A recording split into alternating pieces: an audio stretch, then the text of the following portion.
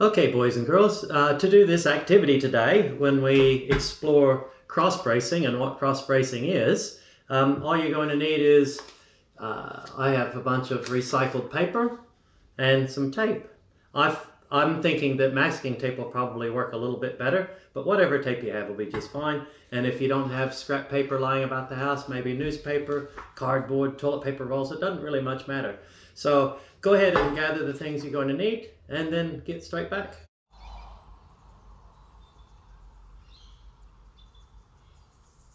Okay, boys and girls, if we're talking about cross bracing, what we're really trying to do is make something that has some strength. So we want it to be really strong.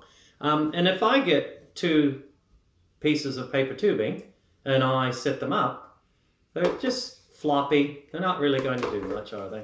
So what we do is we can get some more tubes, and if we make an X between the tubes, it will make it a little bit stronger. In fact, it will make it a lot stronger. So I've gone ahead and made that already. And if we have a look,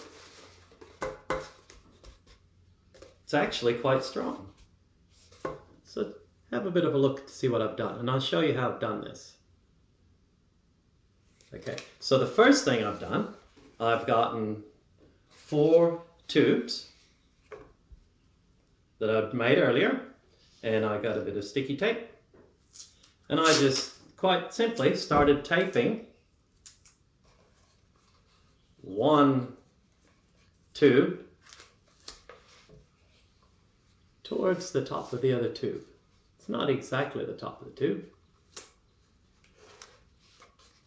So have a look. So I put a bit of tape on one side of it. And then you remember when we made our paper airplanes, what I do to one side, I'll do to the other. So I'll put a bit of tape on the other side. Okay? And it's sort of holding it together like this. So I'll repeat this, and I will tape this tube to the bottom of my other upright. So I get a piece of tape and another piece of tape, and then I'll tape this tube to this tube.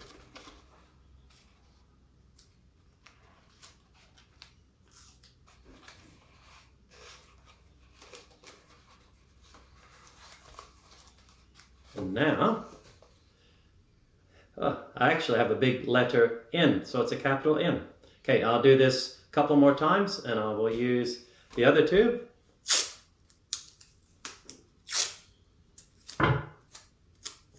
So I will tape the tube to the top. And remember what I do to one side, I'll do to the other. It'll make it a little bit stronger.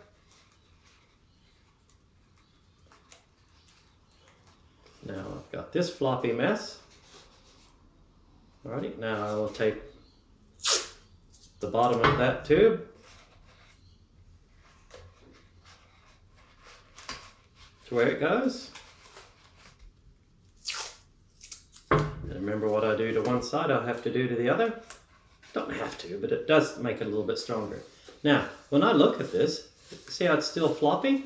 It's because I haven't taped the cross together in the middle. So the next step I'm going to do is get a bit of sticky tape, and I'm going to tape the center of the cross where there's an X.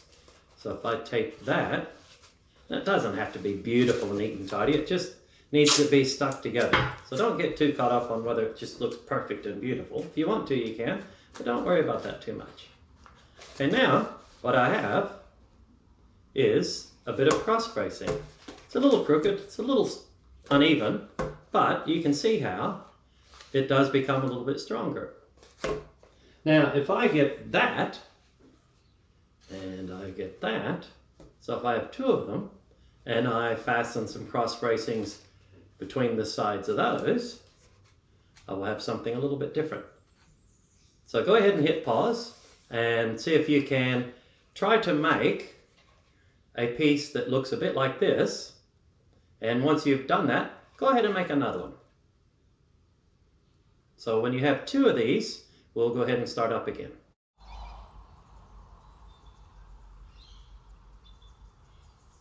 Okay, boys and girls, while you were busy, you can see I've already started joining up the sections that we had made already. So I have one piece there already. Now this is where it might be fun. I know anytime I do an activity, it is a bit of fun to do it with somebody else, and to have an extra pair of hands might be quite handy. So if you want to grab somebody to give you a bit of a hand to do it with them, it could be a little bit of fun. So I'm just going to keep taping tubes on this side, and make sure I put a piece of tape on both sides so that it's nice and strong. Then what I do to one side, I do to the other. So you can see how it's starting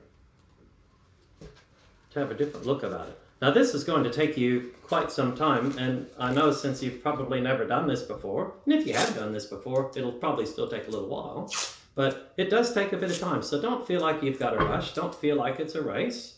So just take your time and keep going.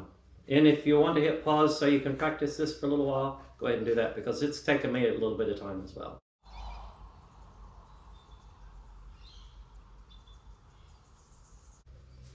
Okay, boys and girls, here's what I've come up with. I have all four sides joined together, and you'll notice how solid, how strong it is. And this, boys and girls, is what we're getting ready to do now. We are going to see how tall we can make this. So we are going to be building towers. All right, so what I'm going to do is start my tower, and if you want to just keep watching how I go about making my tower, that'd be great. But your goal is to make a tower. And just to make this bit of tower, I needed 1, 2, 3, 4, 5, 6, 7, 8, 9, 10, 11, 12. So I needed 12 pieces of paper to make this much of a tower. So if I want to make a tower that's twice as tall, I need 2 groups of 12, and I know that's 24. And if I wanted to make a really tall tower, I would need 3 groups of 12, which is 36 pieces of paper. So I'm going to show you how I make the rest of the tower.